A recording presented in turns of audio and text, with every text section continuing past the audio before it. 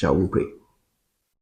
Jehovah Jireh, we pray that your grace will rewrite our stories awesomely, and your love should continually work in us and through us to achieve your good purposes.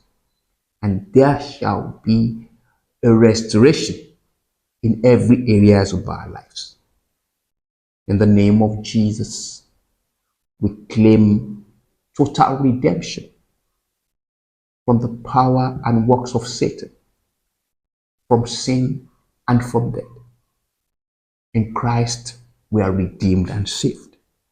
We declare your authority of enlargement over our coasts, and we proclaim your protective presence over our borders.